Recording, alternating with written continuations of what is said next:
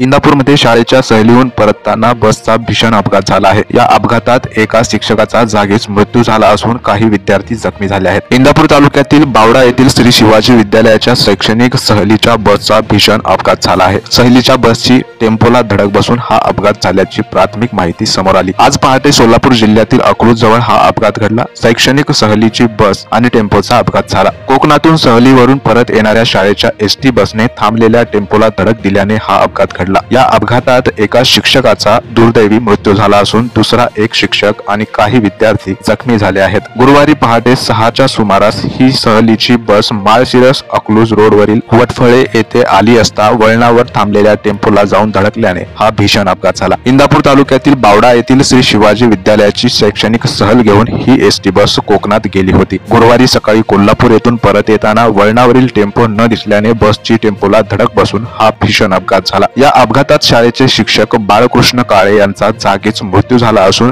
दुसरे शिक्षक रमाकांत शिरसाट हे गंभीर जखमी झाले आहेत। याशिवाय या अपघातात काही विद्यार्थीही जखमी झाले असून त्यांच्यावर अकलूज येथे रुग्णालयात उपचार करण्यात येत आहेत। एसटी बस क्रमांक MS14BT 4701 ही बस शिवाजी विद्यालय बावड्याची सहलीसाठी गेली होती। अकलूजच्या जवळ आल्यावर एका वळणावर बांबू घेऊन जाणारा टेम्पो पंक्चर झाल्याने रस्त्याच्या कडेला उभा होता। पहाटेच्या वेळी रस्त्याच्या कडेला उभा टेम्पोचा अंदाज न आल्याने हा अपघात झाला असल्याची माहिती समोर येत आहे। मंडळी, या अपघाताबद्दल तुम्हाला काय वाटते कमेंट मध्ये नक्की कळवा। एसटी महामंडळाच्या चॅनलवर नवीन असाल तर सगळ्यांनी एकदा जरूर चॅनलला सबस्क्राईब करा। धन्यवाद।